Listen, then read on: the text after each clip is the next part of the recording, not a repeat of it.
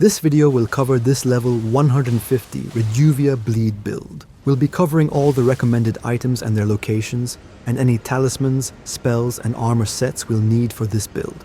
Creators have recently been able to play the new DLC, and it was revealed that a recommended level would be around 100 to 150. And because everyone has a different playstyle, I'd like to cover a few incredible builds that you might want to try out going into the DLC. The weapon we're using for this build will be the Reduvia, which you can obtain by killing Neregus, here just north of Lake Agil in Limgrave. Now what makes the Reduvia so great is its weapon skill. Blood Blade shoots out a small wave of blood in front of you that deals physical damage and builds up bleed with every hit. And ever since patch 1.07, your blade actually does damage if it connects within melee range. If you're in range to hit with the projectile and the blade, you'll hit with both, making it very, very deadly at point blank range. Because you're not just dealing damage from the projectile and the weapon, but you're also getting the bleed buildup of both. This makes it so that you trigger hemorrhage very, very quickly. Every time hemorrhage is activated, enemies will get stunned, which will make up for the fact that the dagger cannot break poise that often. In fact, you'll trigger blood loss faster by using one Reduvia and its skill, rather than using two Reduvias in New Game Plus, or even a Reduvia plus a blood dagger in your other hand. Something to note, while daggers don't have much range, the Reduvia's blood blade gives you some range, which while it's not that much, is pretty useful, especially since it's still good enough that you can start by attacking at range, and you can stay just outside an enemy's reach and begin triggering bleed on them in a lot of cases. So basically it all comes down to L2, L2, L2, L2, L2, L2, L2. Anyways, this build is an all-game build considering the required base stats aren't that high. And because the weapon scales on Arcane, leveling up Arcane means you'll not only boost the damage of the weapon, but also that the bleed buildup will trigger very quickly. You can level up Dex to increase the weapon's damage, but considering you'll be using the weapon skill most of the time, you're better off putting more levels into Arcane. Now, when it comes to spells for this build, we're going to keep it simple. We can use the Dragon Communion Seal, since we're boosting Arcane anyways. And we can use Flame Grant Me Strength, which raises physical damage by 20%, or Golden Vow, which boosts attack power by 15%. Considering that this build does 100% physical damage, these spells can actually be pretty effective. Now, if you're wondering how this build performs against enemies that don't bleed, well, in my opinion, you can still be very dangerous. Considering the physical damage dealt with the blade and the weapon skill is pretty great, attacking fast and hard against these enemies can very quickly take them down. With Reduvia, you even have a medium ranged option for an attack, which makes it easier against these enemies that don't bleed. You don't really need to be always up close against them. Now let's talk about talismans. I'm going to talk about these in order of early game to late game, starting with the Shard of Alexander or the Warrior Jar Shard if you're in early game. Either talisman will raise the attack power of skills by a percentage, and considering we're always going to be using the weapon skill, using one of these two talismans will always be a great buff. Another early game talisman you can obtain is the Green Turtle Talisman for better stamina recovery. Spamming the Reduvia will consume a lot of stamina, so being able to regenerate it fast is always pretty good.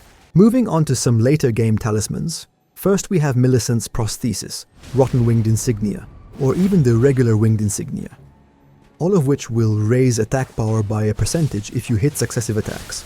However, Milicent's Prosthesis will also give you an additional 5 levels of dexterity, which can help with the weapon's damage as it scales on dex, which makes it the better option of the three. Finally, there's the Lord of Blood's Exultation, to increase attack power every time blood loss is triggered, which is probably going to be very often.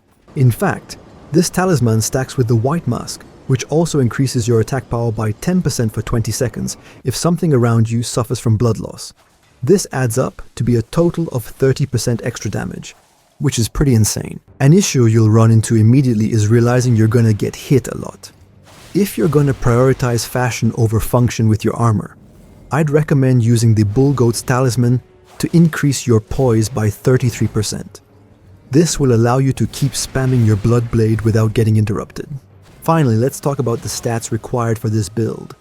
I have 50 on Vigor in order to have enough health to eat some hits.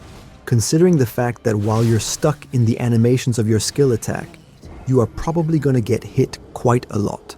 My mind is at 22. It's not that important since Reduvia's Bloodblade only costs 6 FP every time you use it, even when you're spamming it. So you don't really end up consuming a lot of FP with this build. So you don't need very high mind to make this build effective. I even only used 1 FP flask most of the time. We've bumped up endurance quite a bit since using this weapon consumes a lot of stamina. There have been times I've run out of stamina, which put me in a bit of a tough situation, so watch out for that.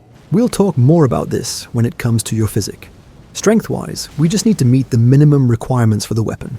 I had my starting class as Samurai, which is why my strength is at 12, but you don't really need anything more than 5 in strength, which is the minimum. My dexterity is at 30. It's actually at 25, and I've got 5 additional levels for having Milicent's Prosthesis equipped. You'd probably want to have dex higher, unless you want to add levels into Faith, in order to use spells like Golden Vow and others. Just remember that you'll get better damage output by having prioritized Arcane for the blood loss buildup. But Dexterity also provides considerable damage increases, so eventually allocating points into Dexterity to maximize the weapon's damage output might do you good. We don't need any Intelligence or Faith for this build, but like I said before, if you want to have some spells equipped, you'll probably want to take Faith up to around 20 or 25 in order to use Golden Vow, Flame Grant Me Strength, and any other spells that fall in that range.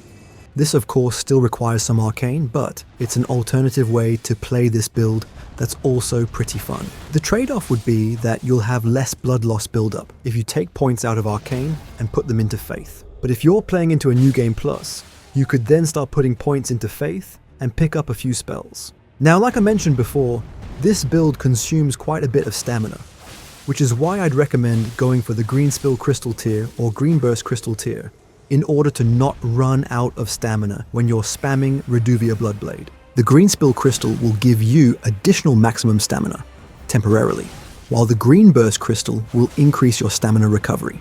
You'll be needing stamina not just for when you're spamming your Reduvia, but also for dodging and getting parries off, in which case these 2 tiers might come in clutch. As for your Great Rune, I think Radahn's Great Rune is probably the best one for this. Radahn's Great Rune gives you more health, stamina, and FP, which again can help out with the stamina issue with this build. If you made it this far, you might be interested in watching this pretty OP bleed build. I'll see you there.